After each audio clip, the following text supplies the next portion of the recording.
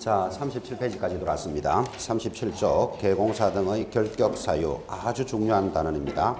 개공사에 관련되는 내용 반드시 출제합니다. 자, 개공사의 결격 사유인데 지난 시간에 했던 거 잠깐 돌아보면서 가겠습니다. 자, 여러분 자격증을 취득해서 중개업을 하려면 등록을 신청해야 됩니다. 신청할 때 조건 기억합니까? 자격을 취득하고 실무교육 이수하고 사무소를 확보할 것 등록 기준입니다. 이거 신청을 한 자는 접수하는 곳이 있고 접수는 사무소가 있는 시장, 군수, 구청장에게 접수를 하면 여기서 확인하는 절차가 있습니다. 뭐를 확인합니까? 1. 결격 사유를 확인합니다. 두 번째는요, 사무소를 확인해서 특별한 일이 없으면 등록이 되었소라고 통지를 해주는데 며칠 만에 통지해준다? 7일 내로 서면 통지합니다. 통지가 되면 가서 등록증을 교부받고 그 등록증을 게시하고 그리고 업무를 개시한다. 이제 이런 수업이 진행되었습니다. 통지가 되고 나면 교부받기 전에 중요한 것이 보정 설정이다. 이것도 많이 강조했죠. 자, 이렇게 해서 등록을 한 개공사가 중개업을 하게 되는데 지금 단어는 결격 사유에 돌았습니다. 결격 사유라는 것은 무엇입니까? 하면 지금까지 배운 솜씨대로 결격 사유에 해당되면 등록을 해주지 않습니다. 그러니까 중개업을 못하는 사유가 결격 사유입니다. 그런데 이렇게 되면 어떻게 되지요?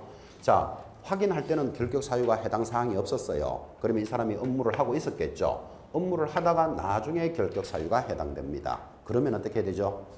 등록을 반드시 취소시킵니다. 그러니까 결격 사유가 무엇입니까? 하면 등록을 해주지 않는 사유. 했더라도 나중에 해당되면 반드시 취소되는 사유.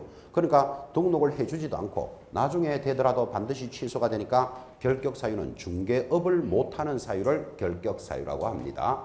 중개업을 못하는 사유라 그랬지 시험을 못 치는 사유가 아니죠. 이거 하나 개념을 딱 잡으시면서 자, 37쪽 결격 사유의 의 돌았습니다.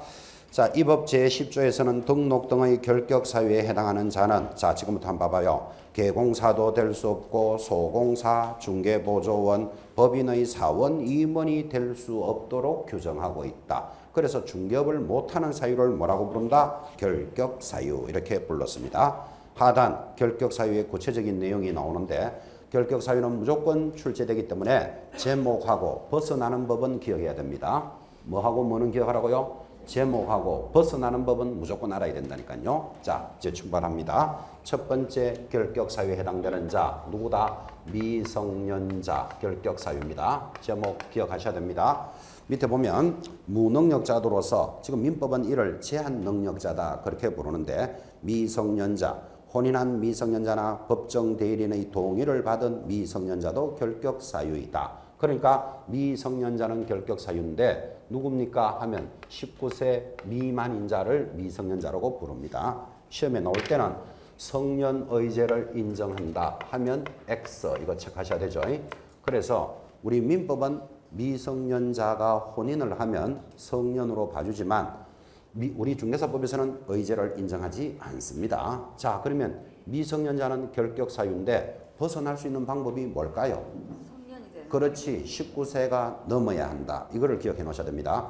혼인하면 벗어날 수 있다. X. 부모의 동의를 받으면 벗어날 수 있다. X. 됐죠? 제목하고 벗어나는 법을 정리했습니다.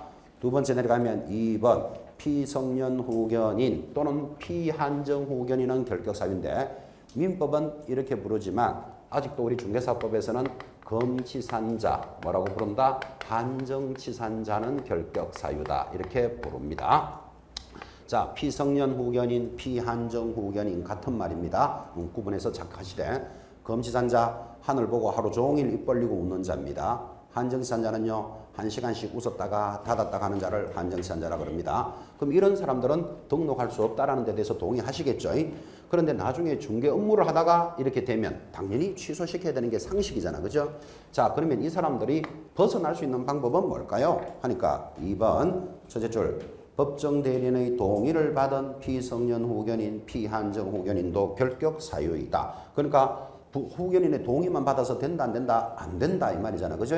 그래서 벗어날 수 있는 방법 기억해야 됩니다. 취소 선고를 받아야 한다. 꼭 기억합니다. 취소 선고받은 자를 뭐라고 부른다? 금지산자, 한정지산자가 벗어나는 방법이지. 이렇게도 시험에 나옵니다. 정신과 의사가 정상이라고 판단하면 벗어날 수 있다. 이런 말도 X다. 그죠? 여기까지 체크하셔야 됩니다. 세 번째 결격 사유. 파산 선고를 받고 복권되지 아니한 자 결격 사유입니다. 이 사람을 한마디로 뭐라고 부른다? 파산자 이렇게 부릅니다. 파산자가 무엇입니까? 이런 거 시험에 안 나옵니다. 또 특히 또 오버하는 분은 나는 신용불량자인데 결격 사유입니까? 그런 거 질문하지 마시기 바랍니다. 여기 신용불량자 이런 말이 또 없다? 없잖아. 파산자가 결격 사유예요. 자, 그러면 파산자가 결격 사유인데 벗어날 수 있는 방법은 무엇입니까? 하니까 복권되지 아니한 자 이런 말 했잖아. 그죠? 그러니까 한마디로 뭐 한다? 복권이 되면 벗어납니다. 이때 복권이라는 것은 로또가 되어야 한다. 그런 말이 아니고 권리가 회복되어야 한다. 됐습니까? 그런데 파산법에 가보니까 10년이 경과되면 복권된 것으로 본다라는 것도 있습니다. 몇 년이 경과되면요? 10년이 경과되면. 그러니까 당연복권이라는 제도도 있습니다. 자, 그러면 파산자는 벗어날 수 있는 방법이 몇 개? 2개예요. 복권이 되거나 10년이 경과되거나. 저걸 때려 적어놓고 그죠? 또 나중에 이랍니다. 복권되고 10년이 경과되어야 한다. 그럼 틀려요. 그래서 벗어나는 방법이 몇 개? 2가지입니다. 자, 제목하고 벗어나는 것을 정리하셨습니다. 네 번째, 금고 이상의 형을 선고받은 자인데 시험에 제일 많이 나옵니다. 1번 내려오니까 금고 이상의 실형을 선고받고 금고에 동그라미 그 집행이 종료되거나 종료에 동그라미 합니다. 셋째 줄 그 다음 줄 면제된 날로부터 면제도 동그라미 몇 년이 경과되지 않으면 3년이 경과되지 아니한 자 결격 사유입니다. 그래서 네 번째 결격 사유 금고 이상의 형을 선고받은 자가 집행이 종료되거나 또는 면제된 날로부터 얼마가 안 되면 3년이 안 되면 결격 사유다. 자, 그러면 이건 벗어나는 방법을 잘 모른다 하더라도 금고 이상의 형을 받은 자가 종료가 되거나 면제된 날로부터 얼마는 지나야 된다? 3년은 지나야 된다. 지금 이 말을 한 거예요. 자, 이때 금고 이상이 무엇입니까? 이렇게 물으면 금고 이상. 그랬으니까 금고 위에는 징역, 징역 위에는 사형입니다. 금고 미만의 형도 있겠죠. 금고 미만의 형은 절대로 시험에 안 나옵니다. 이건 기본서에는 다 준비되어 있지만 그래서 금고 이상 하면 뭐라고 이야기한다? 금고나 징역형이나 사형을 선고받았다 이 뜻이에요. 자, 그리고는 사형을 선고받은 자가 집행이 종료됐답니다. 무슨 뜻이죠? 사형을 선고받은 자가 집행이 종료되었다, 죽었다 이 말이잖아요. 죽은 날로부터 3년이 지나야 된다. 그러면 죽고 4년쯤 되면 개공사가 될 수 있느냐? 말도 안 되죠. 그래서 우리 법에서는 사형은 적용할 여지가 없다. 그러면 여러분들은 금고 이상 하면 뭐만 생각하면 되죠? 금고나 징역형을 받고 이렇게 가는 거예요. 자, 이때 금고나 징역형은 같은 거다 이렇게 기억하시고 만약 시험 지문에서 징역 3년을 받은 자는 얼마가 지나야 벗어납니까? 이렇게 물으면 천천히 생각합니다. 근데 금고 3년을 받은 자는 하면 또 가슴이 울렁울렁 한다고 이 금고가 뭐길래 막 이런 막 들어간다고요. 지금 뭐라 그랬습니까? 똑같다. 가슴 울렁거리지 마라 이 뜻이에요. 금고는 교도소에 들어가서 사는데 금고는 사람이 금고통 안에 들어가 있는 거예요. 금고 어떻게 생긴 줄 아시죠? 금고통 안에 들어가 있는 게 금고형이고 징역은 가서 일을 하는 거예요. 교도소에 있는 건 똑같으니까 일하고 안 하고를 여러분 구분할 필요 없다니까. 그죠? 그래서 금고 3년이나 징역 3년 나오더라도 똑같은 말이다. 이렇게 울렁거리지 말라고요.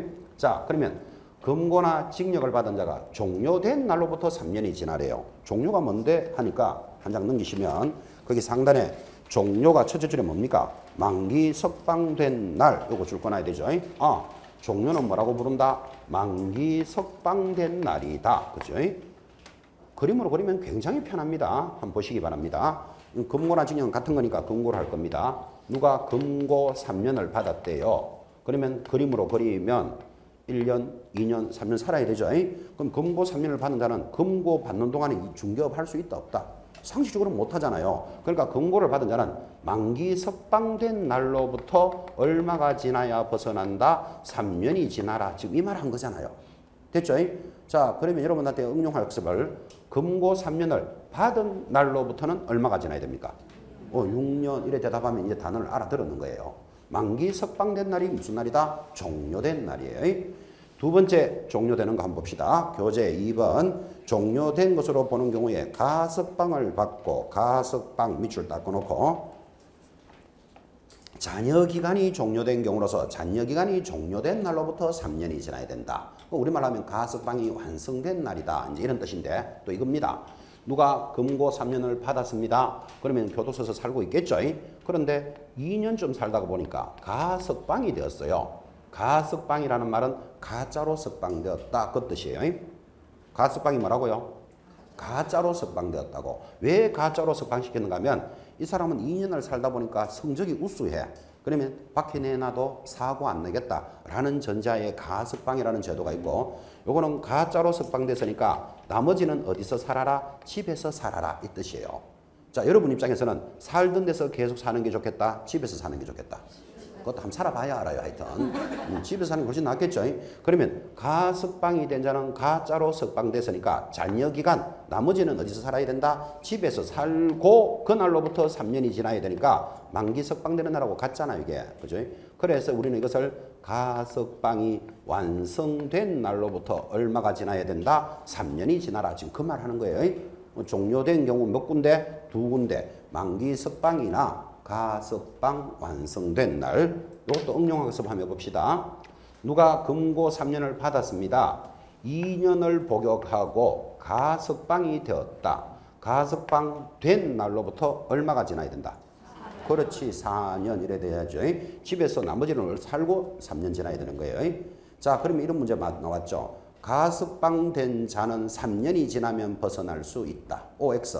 그럼 무조건 X예요. 무조건. 집에서 얼마를 살아도 살고 3년이 지나야 되잖아. 됐죠? 그러면 종료된 거 2가지 정리했습니다. 이번에는 면제된 날로부터도 3년이 지나랍니다. 금고나 징역을 받는 자가 어떻게 면제가 되죠? 교재 봅니다. 동그라미 3번. 집행이 면제되는 경우 동그라미 법률의 변경 동그라미 시효의 완성 동그라미 특별사면 동그라미 된 날로부터 3년이 지나야 된다. 면제되는 경우 3가지 나왔네요. 첫째 변경된 날, 그 다음 시효가 완성된 날, 세 번째 시험에 제일 잘 나온 것 특별사면 받은 날로부터 3년이 지나라 그랬습니다. 자, 여러분 이 변경이 왜 면제되느냐 하면 그림을 한번 그려볼까요? 자, 면제된 날이 왜 변경입니까? 변경이라는 말이 무슨 뜻이죠? 바뀌었다 이 말이잖아. 그죠? 징역으로 합시다. 이번에는 징역 누가 2년을 받았다 칩시다. 그림 그리면 1년 살고 2년 살아야 되죠. 지금 배운 솜씨대로 하면 만기 석방된 날로부터 얼마가 지나야 된다? 3년이 지나야 되는데, 자, 이 징역 2년을 받은 자가 교도소에서 살고 있는데 1년쯤 살다 보니까 법률이 변경됐대요. 여러분 잘 알다시피 법은 사람이 만드는 거잖아. 그죠? 그러니까 사람이 만드는 거니까 내가 위반을 해서 징역 2년을 받았는데 1년쯤 지나니까 그 죄가 없어져 버렸어. 또는 바뀌었어. 그걸 뭐라 부른다? 변경 그래요. 그럼 내 죄가 없어지거나 바뀌면 계속 살려야 된다? 풀어줘야 된다? 풀어줘야 되지. 그게 면제된 날이에요. 그래서 변경된 날이 면제된 날이니까 그 날로부터 얼마가 지나야 된다? 3년이 지나라. 지금 이 말을 하고 있는 거예요. 3년이 지나야 벗어날 수 있다. 자, 변경. 두 번째, 시효의 완성이 들어오는데 시효의 완성 이런 말이 좀 어렵잖아요. 여러분들은. 그죠? 여러분 시효의 완성에 대해서 설명해라 이런 문제 안 나온다 이 말이에요. 시효의 완성은 무슨 날이다? 면제된 날이다. 됐습니까? 마지막 특별사면도 면제됩니다. 많이 나오죠. 광복절 특사, 크리스마스 특사 이런 거 들어보셨죠? 자, 징역 2년을 받은 자가 1년을 살다 보니까 특별사면 받았어요. 특사 받은 날이 무슨 날이다? 면제된 날이다. 그 날로부터 얼마가 지나야 된다? 3년이 지나라 이 뜻이에요. 자, 그렇게 해서 결격 사유 중에서 양이 제일 많은 부분이 이 부분이고 시험에 제일 잘 나와요. 한 번만 더 확인합시다. 결격 사유로서 금고 이상을 받은 자는 하면 뭐라고 대답해야 되죠? 금고나 징역형을 받은 자는 종료가 된 날로부터 3년이 지나야 벗어나요. 종료가 첫 번째 만기 석방된 날. 두 번째는 가석방 완성된 날로부터 3년이 지나라. 또 다음에 금고나 징역을 받은 자가 면제된 날로부터도 3년이 지나야 됩니다. 면제의 첫 번째 변경된 날. 두 번째, 시효가 완성된 날. 세 번째는 특별 사면 받은 날로부터 3년이 지납니다. 그런데 교재 3번 바로 밑에 그러나 일반 사면은 즉시 중개업에 종사할 수 있다. 그러니까 우리말 하면 일반 사면은 결격 사유 아니다. 여기 시험에 잘 나와요. 짚어놓으셔야 됩니다. 그리고 바로 밑에 2번. 이번에는 금고 이상의 형의 집행유예를 받고 집행유예에 동그라미 합니다. 그 유예 기간 중에 있는 자는 결격 사유인데 선고유예는 결격 사유 아니다 해놨잖아요. 지금 그죠? 그러니까 이런 말이죠. 다섯 번째 결격 사유. 금고 이상의 형을 선고받은 자가 집행유예 중이다. 그럼 집행유예 중인 자는 결격 사유인데 제목 그대로 집행유예 중이니까 결격 사유면 집행유예만 지나면 벗어나고 글자 그대로 벗어나는 거예요. 그때 집행유예만 지나면 벗어난다 그랬지 선고유예는 결격 사유 자체가 아니다. 이거 특별히 조심하셔야 됩니다. 자, 그러면 이제 이걸 학한 학습 한번 해봅시다. 금고 이상이 금고나 징역형이죠. 같은 말이라 그랬잖아요. 그래서 누가 징역 1년에 집행유예를 5년 받았다고 칩시다. 이 사람은 얼마 동안 개공사가 될 수 없나요? 답은 얼마? 5년만 지나면 되고 이 말이잖아요. 앞에 거 신경 쓸 필요 없다. 그죠? 이 정도로 쉽게 설명합니다. 그런데 이걸 객관식 문제 내면 6년에 답 찍는 사람 나옵니다. 5년에다가 1년 보태 자기가. 그죠? 또 빼가지고 4년에 답 찍는 사람 나오고 어디서 3년을 들어가지고 8년 이것도 답으로 탁 찍는 사람도 나와요. 다양하게 객관식 문제 나오지만 집행유예 중인 자는 결격 사유예요. 그럼 뭐만 지나면 된다? 집행유예만 지나면 된다. 한 번 더 연습합시다. 누가 징역 1999년 받았습니다. 뭐 이런 말은 없지만 집행유예를 5개월 동안 받았다면 얼마 동안 개공사가 될 수 없죠? 5개월만 지나면 되고 됐습니까? 앞에 거 신경 쓸 필요 없다. 됐죠? 집행유예 기간만 지나면 벗어납니다. 자, 이제 3번 내려오면 이 법을 위반하여 3번에 1번 자격이 취소된 후 줄긋고 3년의 동그라미. 2번 이 법에 의하여서 줄 것입니다. 등록이 취소 줄긋고 3년이 경과되지 않으면 결격사유입니다. 또 밑에 3번에 3번 별표 이 법을 위반하여 벌금형 얼마? 300만 원 이상을 받은 자는 3년 동안 결격사유. 4번 1. 자격 정지 기간 중에 있는 자는 얼마 동안? 정지 기간 동안 결격사유. 줄 긋고 있습니까? 4번에 2번 업무 정지를 받고 업무 정지 기간이 경과되지 않은 자 업무 정지 기간에 줄 것입니다. 그리고 마지막 3번 업무 정지를 받은 개공사인 줄 것입니다. 법인의 업무 정지 사유가 발생한 당시의 동그라미. 발생한 당시 그거 굉장히 중요합니다. 별표 딱 적어놓고 사원 또는 임원이었던 자로서 업무 정지 기간이 경과되지 않으면 결격 사유입니다. 자, 6가지 빠르게 읽었습니다. 지금 빠르게 읽은 이유가 있습니다. 지금 6번, 7번, 8번, 9번, 10번 5가지 결격 사유는 이거였습니다. 자격이 있다가 취소된 자 오늘 공부했습니다. 자격이 취소되는 사유가 뭐다? 양대로 부정을 징하게 하면 자격증 취소되죠. 이렇게 자격이 취소된 자는 몇 년 동안 개공사가 될 수 없다? 3년간. 그 다음에 오늘 공부했습니다. 중개업을 하려면 뭐 해야 된다? 등록해야 된다 그랬잖아요. 근데 어떤 사연으로 등록이 취소가 됐어. 그럼 등록이 취소된 자는 몇 년 동안 못한다? 3년 동안 못한다 이랬어요. 오늘 등록 취소되는 거 하나 공부했습니다. 이중 등록을 하면 1년에 1,000만 원 받고 반드시 취소된다 그랬죠. 그렇게 취소된 자는 몇 년 동안 중개업을 못한다? 3년간 못한다. 그 다음 업무 정지를 받은 자는 정지 기간 동안 결격 사유예요. 자, 업무 정지 예를 들어서 당신은 1월 1일부터 4월 30일까지 업무 정지요 하고 정지를 받은 자는 얼마 동안 일을 못할까요? 1월 1일부터 4월 30일까지 맞죠? 그러니까 4월 30일이 지나면 일할 수 있다 이 말하고 같죠? 9번 이번에는 자격이 정지된 자가 있습니다. 오늘 자격 정지 사유 이인을 설설 기게끔 만들면 자격 정지된다 그랬죠. 자격 정지 받은 자는 정지 기간 동안 결격 사유예요. 그 다음 마지막 10번 법인도 사원 임원이 법인의 업무 정지를 받았는데 이때 업무 정지는 당시의 사원 임원은 결격 사유이다. 요 당시의 사원 임원 아주 중요하다고 별표 찍어라 그랬습니다. 자, 그러면 이 빠르게 적었던 5가지를 싹 공통적으로 놓으면 뭔지 몰라도 취소된 자는 몇 년 지나야 되고 3년. 취소된 자는 몇 년 동안 안 된다? 3년 동안 개공사가 못 된다. 그 다음 정지받은 자는 정지기간 동안 결격 사유다. 동의하시겠습니까? 그러니까 5가지를 요란하게 적었지만 내용은 단조롭단 말이에요. 취소된 자는 얼마 지나야 되고 3년, 정지받은 자는 정지기간이 지나야 돼요. 아, 그런데 이제 여기서 10번이 이제 시험학습인데 법인이 업무 정지를 받으면 당시의 사원 임원은 결격 사유예요. 자, 이거는 이렇게 그림을 그리는데 지금 이 그림을 안 지울 테니까 쉬는 시간에 필기를 하든지 사진을 찍어 놓든지 딱 눈으로 익혀 놓으셔야 돼요. 지금 무슨 말인가 하면 A라는 법인이 있습니다. 이 A 법인은 우리말로 하면 서울중개주식회사가 있다. 서울중개주식회사가 중개 업무를 하다가 1월 1일부터 4월 30일까지 업무 정지 받았습니다. 왜 받았을까요? 뭐 위반한 사실이 있으니까. 자, 그래서 어떤 사실을 위반했으니까 업무 정지가 나왔겠죠. 자, 그런데 이런 사람이 있습니다. 업무 정지를 할 때 1번 사원 임원이라는 사람도 있고 위반할 때가 아니고 요때 들어온 2번 사원 임원도 있습니다. 있을 수 있겠죠. 자, 그럼 이름을 한번 보십시오. 지금 이때 들어온 사원 임원은 회사가 뭐를 위반했는지는 모르죠.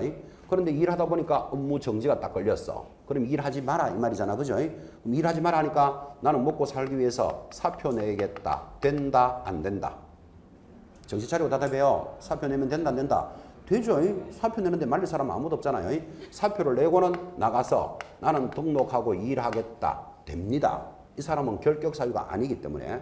그런데 위반할 사유가 발생할 당시의 사원 임원이 있습니다. 자, 이 사람은 위반할 때 있었던 사람입니다. 근데 회사가 이제 업무 정지 받았어요. 그럼 업무 정지 받았으니까 나는 먹고 살기 위해서 사표 내겠다. 된다 안 된다? 됩니다. 이거를 안 된다고 막 이렇게 흔들고 있으니까 이제 문제되는 거래. 사표 내는데 누가 말리는데? 그만두고 가겠다는데. 그죠? 그러니까 이때 사원임은 회사가 업무 정지를 딱 받으니까 나 먹고 살기 위해서 사표 내겠다. 되겠죠? 사표 내고 나가서는 나는 등록하고 일한다. 된다 안 된다? 안 된다고. 이 사람은 결격 사유이기 때문에. 그래서 법인이 업무 정지를 받으면 업무 정지를 받았을 때 사원임원입니까? 위반할 당시의 사원임원입니까? 위반할 당시의 사원임원은 결격 사유예요. 그래서 이 기간이 지나야만 자기는 중개업을 할 수 있다. 이 뜻이에요. 아주 조심해서 보셔야 됩니다. 이것들은 출제위원도 이 내용을 놓칠 수도 있어요. 자, 이제 다 확인학습. 법인이 업무 정지를 받으면 업무 정지 받았을 때 사원임원은 결격 사유이다. O, X. X. 업무 정지 받을 때가 아니고 위반할 당시의 사원임원은 결격 사유예요. 되겠죠? 아주 의미 있게 딱 잡고 계셔야 됩니다. 이거. 이제 마지막 11번인데 11번은 지금 지나갔어요. 이 법을 위반하여 얼마? 벌금형 얼마 이상을 300만 원 이상을 받으면 얼마 동안? 3년 동안 결격 사유예요. 그래서 우리는 이걸 노래를 얼마나 불렀습니까? 이 벌 삼은 결격 사유이다.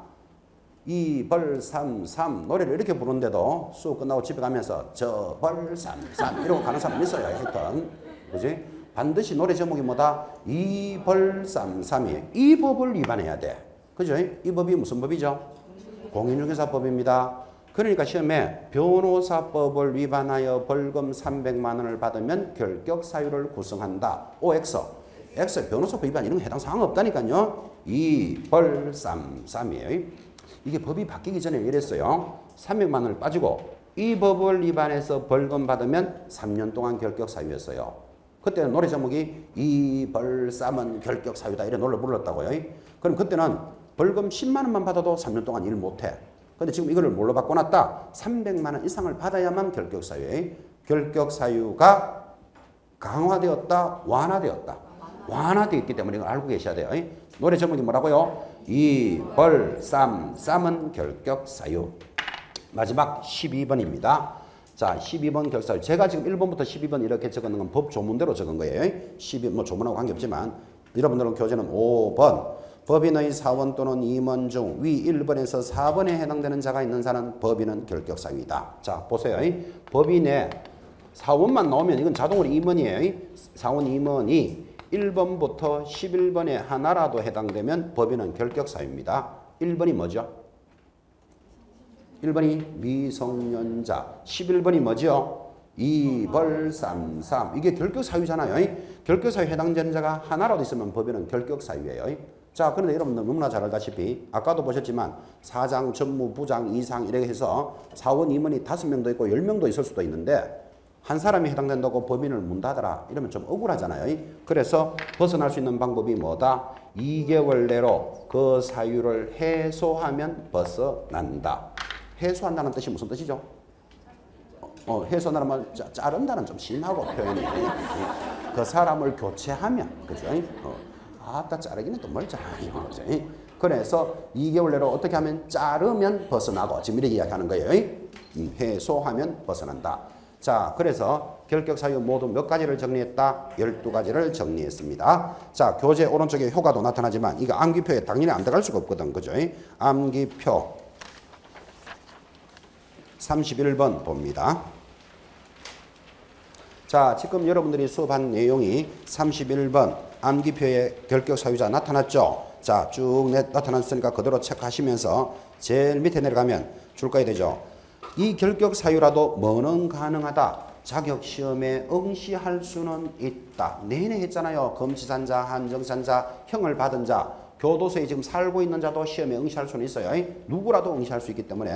그런데 거기 안 되는 자 하나 있죠. 자격 취소자는 제외한다. 그거 잘 보셔야 됩니다. 자, 여기 보시면 아까 보셨죠. 자격이 취소된 자는 몇 년 동안 결격사유? 3년 동안 결격사유인데 이 사람은 뭐도 못 친다. 시험도 못 치는 사람이 하나 딱 있다고. 그죠? 그래서 결격사유자는 모두 다 시험에 응시할 수 있습니다. 이벌삼삼이고 저벌삼삼이고 하여튼 전부 다 시험에 응시할 수 있는데 못 치는 사람 딱 하나 있어요. 자격이 취소된 자는 3년 동안은 시험도 칠 수도 없다. 됐고. 자, 이 결격사유를 공부하고 나면 반드시 심화학습으로 가야 될 거. 여러분들 번호로는 18번 보셔야 됩니다. 18번 찾았습니까? 자, 18번 제목이 뭐지요? 결격사유 중 취소가 되지 않는 거. 취소가 되지 않는 거 모두 몇 개? 하단에 5개. 그러니까 이거 객관식 문제 내기가 얼마나 좋겠습니까? 자, 일단 암기표 있으니까 주목합니다. 암기표 찾았으니까. 지금 뭐라고 했는가 하면 결격사유에 해당되면, 그죠? 결격사유에 해당되면 등록을 안 해주는 사유라 그랬죠. 그런데 등록을 했다가 나중에 해당되면 반드시 취소시킨다 그랬잖아요. 근데 지금 그 18번의 제목이 뭐다? 등록이 결격사유라도 취소가 안 되는 게 모두 몇 개? 5개가 있다. 그러니까 이게 오지선당이 문제 내기가 너무나 좋더라고. 그죠? 자, 결격사유는 무조건 취소된다 그랬는데 안 되는 것 5가지. 암기표에 있지만 그거 보지 말고 주목합니다. 1번 미성년자는 결격사유이다. 맞습니까? 근데 이 사람은 결격사유인데 등록 취소 안 돼요. 왜 안 되죠? 등록을 해준 적이 없기 때문에 그래요. 그래서 결격사유라도 취소 안 돼요. 그 다음 나머지 등록을 해줬은 사람이 검치산, 한정산, 타산자 이런 거 해당되면 다 취소돼요. 다 되는데 여기 오면 7번 자, 등록이 취소된 자는 몇 년 동안 결격사유? 3년간 결격사유죠. 등록이 취소돼 가지고 이제 결격사유로 갔잖아요. 그 사람 또 등록을 취소할 일이 있다 없다? 없다. 취소가 됐던 자기 때문에. 그래서 이것도 등록이 취소되지 않는 결격사유예요. 취소가 벌써 돼버리기 때문에. 자, 8번 업무 정지 중인 자 결격사유죠. 근데 취소를 안 시켜요. 왜 안 시켜요? 업무 정지만 지나면 할 수 있으니까. 그 다음 9번 마찬가지. 자격 정지를 받은 자는 정지기간 동안 결격사유죠. 근데 등록 취소 안 시켜요. 왜 안 시켜요? 정지만 지나면 할 수 있는 사람은 왜 취소시켜요? 마지막 10번도 마찬가지. 법인도 업무 정지를 받았어요. 자, 법인이 업무 정지 받으면 당시의 사원 임원은 결격사유죠. 근데 이것도 취소는 안 돼요. 왜 안 돼요? 정지만 지나면 할 수 있으니까. 자, 그러니까 별표 모두 몇 개? 별표 몇 개? 5개. 오지선당 문제 내기 좋습니다. 그래서 결격사유라도 취소되지 않는 것 몇 개? 5개 잡으셔야 돼요. 자, 다 확인합니다. 전체적으로 크게 묻습니다. 결격사유 모두 몇 가지? 그거도 지금 틀린 사람이 있어요. 결격사유 모두 몇 가지? 12가지 중에서 취소가 안 되는 거 몇 개? 5개. 자, 그럼 우리말 하면 취소되는 거는 몇 개? 산수 안 되는 사람 있죠? 다시. 결격사유 모두 몇 개? 12가지. 취소만 되는 거 몇 개? 취소되는 거 몇 개? 안 되는 거 몇 개? 정신없는 사람이 있어요 지금. 됐죠? 자, 그러면 이제 요걸 가지고 거기 우리 요약집 39페이지. 자, 요약집 39페이지 중간에 3번 첫째 줄에 보면 대답합니다. 모든 결격 사유가 절대적 취소 사유는 아니다. O, X. 어디에? 그렇지. O에 동그라미 해줘야 되죠. O. 체크하셨습니까? 지금 했잖아요. 다시 이제 칠판 보지 말고 결격 사유 모두 몇 가지? 12가지. 취소 안 되는 거 몇 개? 손 펴놓고 있어요 지금 내가 지금. 취소 안 되는 거 몇 개? 5개. 취소되는 거? 불어요. 그러니까 지금 그 문제가 모든 결격 사유가 절대적 취소 사유는 아니다. 맞다. 동그라미 했습니까? 자, 그 바로 밑에 결격 사유를 원인으로 등록이 취소되면 3년간 결격 기간이다. O, X. X에 동그라미 해놔요. X. 그건 X예요. 자, 그럼 또 요거는 이제 답은 가르쳐 드렸고, 여러분 암기표 17번을 봐요. 암기표 17번 찾았습니까? 자, 17번 제목이 등록이 취소되고 뭐가 적용되지 않는다? 3년이 적용되지 않는 거 모두 몇 개? 또 5개니까 이게 또 객관식 문제 내기 좋다고 오지선다행이 그죠? 자, 지금 이건 이렇게 이야기해야 되죠. 주목합니다. 지금 등록이 취소된 자는 몇 년 동안 결격 사유? 3년간이니까 했잖아요. 취소되면 무조건 3년 동안 개공사 안 된다고. 그죠? 자, 그런데 등록이 취소가 됐더라도 요 3년을 적용하지 않는 게 5가지가 있다니까요. 자, 그럼 다시 등록이 한번 취소가 되면 3년 동안 못한다 그랬죠. 근데 3년이 적용되지 않는 것 5개가 있어. 하나, 둘, 셋, 넷, 5개. 그러니까 객관식 문제 내기 좋다니까요. 암기표 첫째 뭐로 되어 있습니까? 그렇지, 사망. 자, 이해합시다. 등록을 받고 영업하던 자가 뭐 이중 등록 이런 거 하면 취소되잖아요. 근데 이 사람은 사망을 원인으로 취소했어. 사망하여 취소되면 사망하면 더 이상 일 못하잖아요. 취소되면 3년을 적용할 필요 있다 없다? 없다. 왜 없다? 죽었는데 그죠? 사망한 사람 보고 니 3년 지나야 되는데 이런 말 할 이유가 없잖아 지금. 그죠? 사망하고 똑같은 말이 뭐죠? 해산. 법인이 죽었다 이 말이에요. 그러면 3년을 적용하지 않습니다. 이거 외우는 거 아니잖아요. 이제 세 번째 때문에 공부하는 거예요. 결격 사유를 원인으로 취소가 되면 3년을 적용하네요. 자, 결격 사유를 원인으로 취소되면 3년을 적용 안 하는데 요거를 그림을 그릴 테니까 이 그림은 무조건 시험 때까지 기억해 놓으셔야 돼요. 자, 이런 말이에요. 요 그림이 이거예요. A라는 여러분이 중견무를 하고 있습니다. 대단히 죄송하지만 2000년 1월 1일 검치산자 선고를 받았습니다. 무슨 말이죠? 맛이 같다. 이렇게 선고를 받았습니다. 제가 죄송하다 그랬어요. 자, 2000년 1월 1일 검치산 선고를 받았다. 그럼 이 사람은 더 이상 중개업 할 수 있다 없다? 상식이죠. 그래서 3월 1일이 되니까 그 등록이 취소됐어요. 당연히 이렇게 되는 거예요. 자, 등록이 취소가 되면 몇 년 동안 중개업을 못한다 그랬다? 3년간 못한다 그랬잖아요. 등록 취소자는 3년 동안 못하니까. 그런데 이 사람이 3월 1일 등록이 취소되고 나더니만 8월 1일이 되니까 정상이 되었어요. 자, 검치산자가 정상되는 방법이 뭐다? 취소 선고를 받았다 이 말이잖아. 그죠?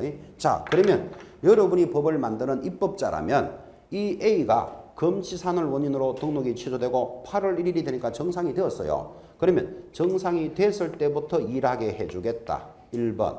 아니다. 너는 취소가 된 자잖아. 취소가 되면 3년이 지나야 되니까 3년이 지나야 할 수 있다. 2번. 여러분이 법을 만드는 사람이면 몇 번부터 해주겠습니까? 지금 1번이라고 대답하셨어요. 정상이 되면 일할 수 있지. 굳이 3년이 지날 필요는 없잖아요. 자, 그러니까 결격 사유를 원인으로 등록이 취소된 자는 뭐를 적용하지 않는다? 3년을 적용하지 않는다고. 그래서 결격 사유로 취소된 자는 결격 사유만 벗어나면 정상으로 영업하는 거예요.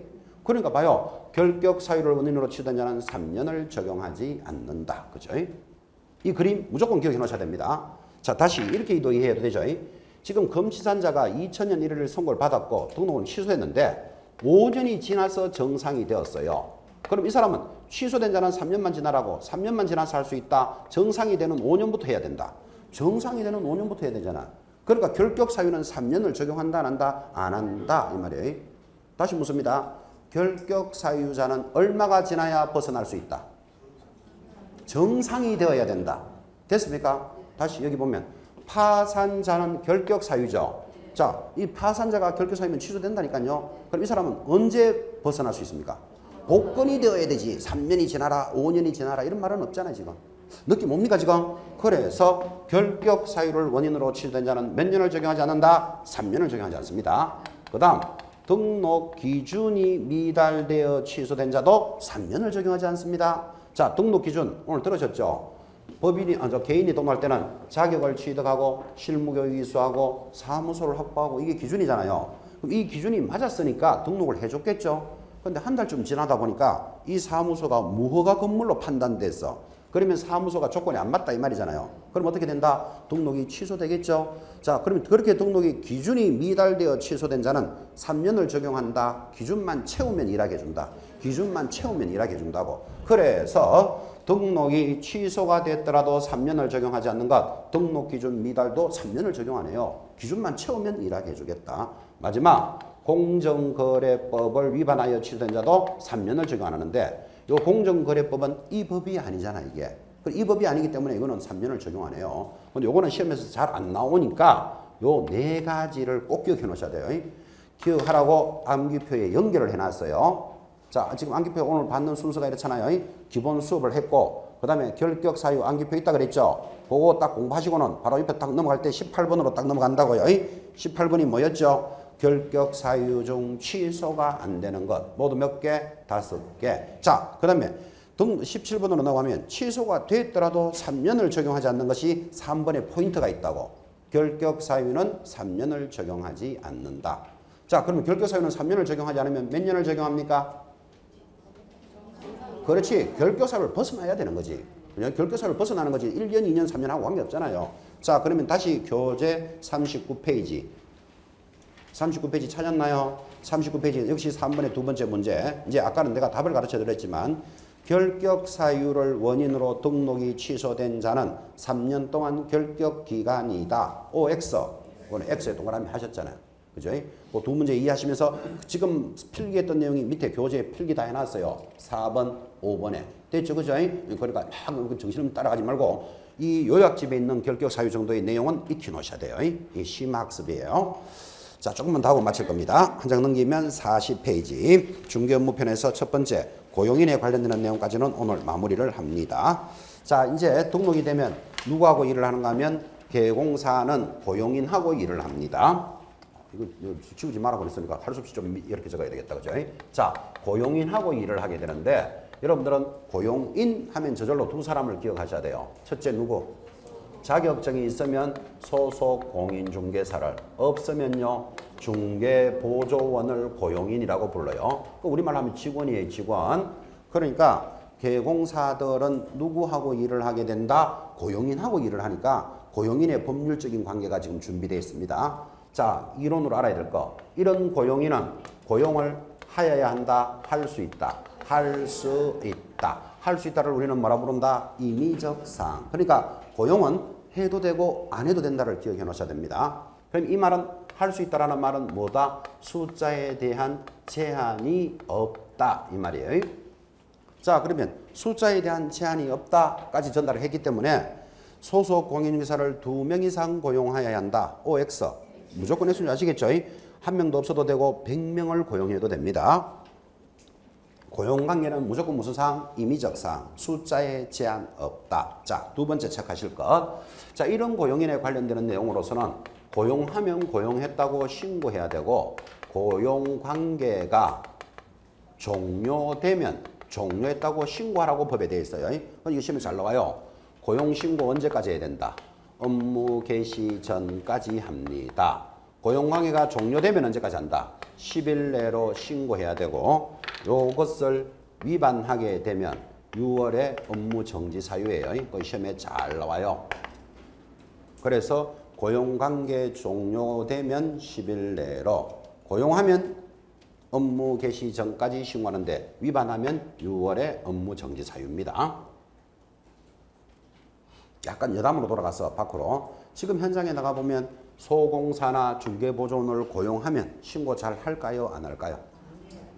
그렇게 아십니까? 잘 안 하는 줄. 왜 안 할까요? 안 하면 위반이잖아.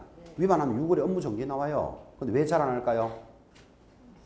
이런 문제가 있습니다. 세금이 아니고 이런 문제가 있습니다.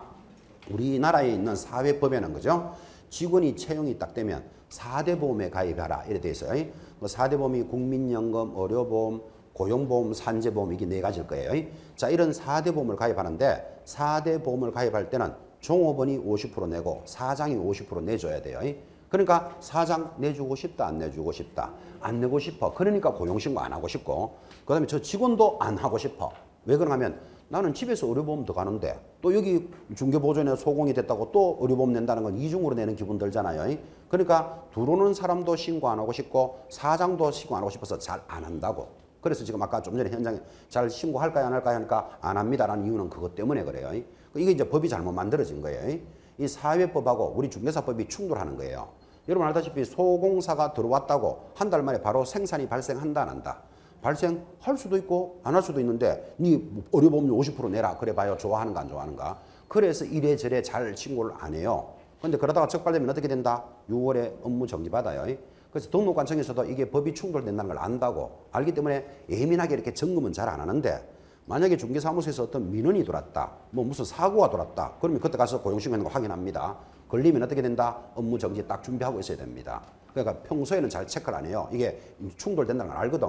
자기가 입장을 바꿔봐도 이거 가입하기가 좀 쉽지 않다 이런 걸 알잖아. 그죠? 그런데 오늘 이후로는 잘 가입할 거예요. 이게 왜 고용신고를 해야 되는가 하면 아까 했잖아요. 내년부터는 고용신고 안 돼 있는 자는 일정한 기간 실습을 해야 된다니까. 그럼 지금부터 등록을 신고를 해놔버려야지 실습한 게 나타나잖아요. 그래서 지금부터는 고용신고가 비교적 잘 돼가요. 뭐 이렇게 저렇게 생각해 보라는 뜻이에요. 뭐 이런 뭐 위반하라는 뜻은 아니고 일단 고용했다면 고용했다고 해고하면 해고했다고 신고해야 되는 제도가 있다. 이 말을 이해하라 이 말이에요. 자, 이제 여기까지가 서론이었다면 이제 이 단원에서 본론은 여기서부터 출발해요. 41페이지 상단에 2번 별표입니다. 고용인의 업무상 행위에 대한 개업 공인사의 책임 문제가 들어오고 첫째 줄 이건 무조건 시험에 나옵니다.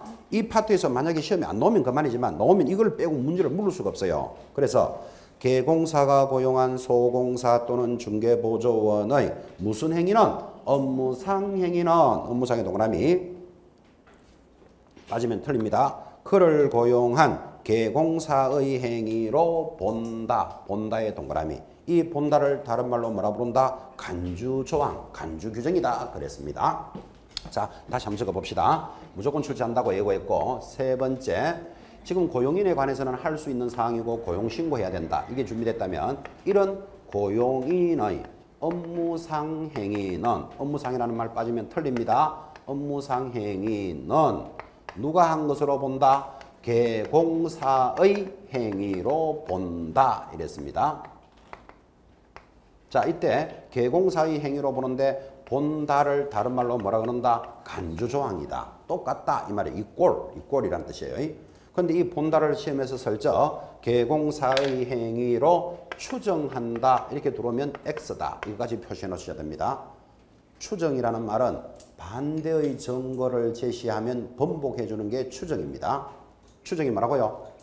반대의 증거를 제시하면 번복해 줍니다. 자, 그럼 반대의 증거를 제시하면 번복해 주니까 고용인의 업무상 행위는 개공사의 행위로 추정한다. 이렇게 해석하면 개공사 행위가 될 수도 있고 안 될 수도 있다. 이래 되잖아요. 그러니까 X지. 법에서는 본다 이랬는데. 그죠? 추정하면 X입니다. 자, 그래서 여기서 우리가 배울 수 있는 거. 그러면 이런 고용인 두 사람이 업무적으로 한 행위는 개공사가 책임을 져야 되니까 그때 개공사가 지는 책임을 뭐라고 부른다? 무과실 책임을 부담한다. 그런데 고용인은 자기가 잘못했을 때만 책임지겠죠. 그래서 고용인은 무슨 책임이다? 과실 책임을 부담합니다. 이렇게 구분할 줄 알아야 됩니다. 고용인은 자기가 잘못했으니까 책임져야죠. 그러니까 당연히 과실이 있는 책임이지만 개공사는 잘못이 없어도 책임지는 무슨 책임? 무과실 책임을 부담합니다. 이 무과실이란 말이 중요하기 때문에 여러분한테 이렇게 예를 들었습니다. 얘도 막 수십 번 들었고 또 시험 칠 때까지 입력을 하라 그런 취지인데 무과실을 이렇게 설명했습니다. 5살짜리 아기가 있습니다. 아기가 공놀이를 하다가 슈퍼에 있는 유리창 하나 정도는 깰 수도 있잖아요. 자, 그럼 슈퍼 유리창 값이 30만 원 좀 나왔어요. 그러면 슈퍼 주인은 과실이 있는, 아기가 잘못했잖아요, 지금. 과실이 있는 애기한테 가서 돈을 물어내라 할까요? 애기 엄마한테 갈까요? 지금 이거 묻는 것도 상식입니다. 5살짜리가 30만 원을 못 물어준다는 건 너무나 잘 알잖아, 그죠? 애기 엄마한테 가서 당신 애기가 유리창을 깼으니까 책임지시오. 물어주세요. 그랬겠죠? 그러니까 애기 엄마가 씩씩하게 대답합니다. 평소에 공놀이를 할 때는 조심해서 놀아야 한다. 라고 아주 내가 주의 감독을 많이 했고, 특히 저 악랄한 슈퍼 유리창을 조심해야 된다. 라고 이야기를 나는 많이 했기 때문에, 그러니까 이 엄마는 나는 잘못이었기 때문에 책임 못 지겠어. 이런다니까요. 그렇게 대답을 하면 여러분들은 지나가는 이 엄마를 보고 첫째 엄마라고 부른다, 세 번째라 부른다. 지금 묻는 것도 다 상식적인 질문이에요. 이 셋째 엄마예요. 제가 이렇게 수업을 하니까 예전에 어떤 지역에서 그죠? 앞에 있는 분이 내가 그런 엄마 봤는데요. 이렇게 묻더라고요. 그죠? 그래서 제가 쳐다도 안 보고 셋째입니다. 이러고 수업 계속했어요. 진짜 엄마는 자기가 잘했거나 못했거나 애기의 행위에 대해서 책임질 때 진짜 엄마가 되잖아. 그죠? 그래서 이렇게 나오잖아요. 애기의 행위에 대해서는 엄마는 무과실 책임을 부담하는 거예요. 그죠? 잘못이 있거나 없거나 엄마는 책임질 때 진짜 엄마가 된다고. 자, 그러면 이게 무과실이라는 개념을 알아들었다면 이런 문제를 만나죠. 고용인의 업무상 행위에 대해서 개공사가 평소에 지도 감독을 철저히 하였다면 책임질 필요는 없다. OX. 무조건 X. 진짜 엄마는 잘못을 했거나 안 했거나 무조건 책임집니다. 개공사는 무슨 책임? 무과실 책임을 부담합니다. 그때 책임을 진다는데 그럼 무슨 책임을 지는데요? 하니까 교재 41페이지 상단 1번 민사적 책임을 부담합니다. 민사적 책임 밑줄 껐습니다. 민사적 책임을 다른 말로 뭐라고 부른다? 부진정 연대 채무의 관계에 있다. 2번 형사적 책임도 부담합니다. 형사적 책임을 다른 말로 뭐라고 부른다? 양벌 규정. 그거 중요하게 체크해 놓으셔야 됩니다. 자, 다시 지금 이랬죠? 고용인의 업무상 행위에 대해서는 개공사가 책임을 지는데 무슨 책임을 진다? 첫째, 민사상 책임을 진다. 이 민사상 책임이 탁 들어오면 비교적 어려운 말이지만 부진정 연대 채무의 관계에 있다. 이 말을 기억해 놓으셔야 돼요. 자, 민사상 책임을 뭐라고요? 부진정 연대 채무의 관계에 있다. 연대라는 말은 같이 책임진다 이 말이잖아. 그죠? 그러니까 이 말이에요. 자, 이 고용인, 그중에서 중개보조원이라 치고 중개보조원이 업무를 하다가 여러분에게 5천만 원의 손해를 입혔습니다. 그럼 여러분은 당연히 잘못을 한 고용인에게도 청구할 수 있죠. 네가 잘못했잖아. 이러면서 그죠? 그거를 과실 책임을 묻는다니까요. 그런데 우리가 법을 배워보니까 이 고용인이 한 업무상 행위는 누가 한 것으로 본다? 개공사가 한 것으로 보니까 개공사에게도 청구해도 된다고. 됐습니까? 이런 관계를 뭐라고 부른다? 연대 책임. 부진정 연대 채무의 관계에 있다. 이렇게 말한다고요. 자, 그렇게 되면 여러분이 만약에 손해를 입었다면 잘못은 중개보조원이 했는데 누구한테 청구하겠습니까? 하고 물어보면 대체적으로 여러분들 답이 뭔지 압니까? 개공사에게 청구한다. 이렇게 말 많이 해요. 물어볼까요, 제가? 본인은 중개보조원이 잘못해서 2천만 원 손해 입었어요. 그러면 중개보조원한테 청구하겠습니까? 개공사한테 청구하겠습니까? 개공사라 그랬잖아요. 왜? 예?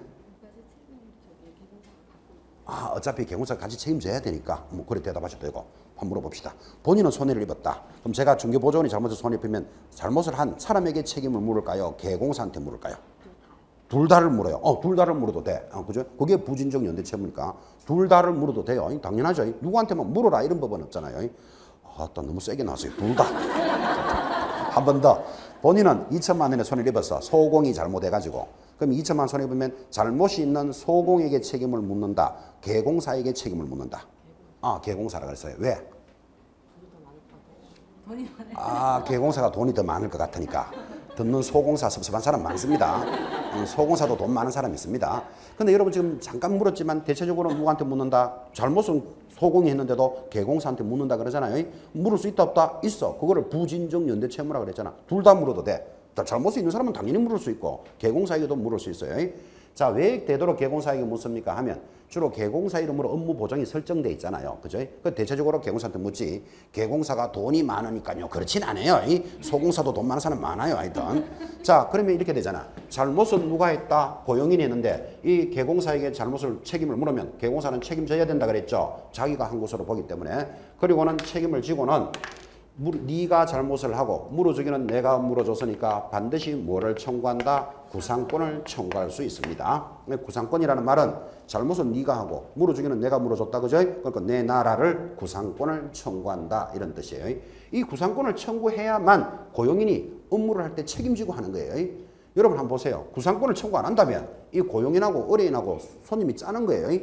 우리 2천만 원 손해 입었다 하자. 그리고 청구는 니 누구한테 해라? 개공사한테 해라. 그 2천만 원 받으면 되잖아.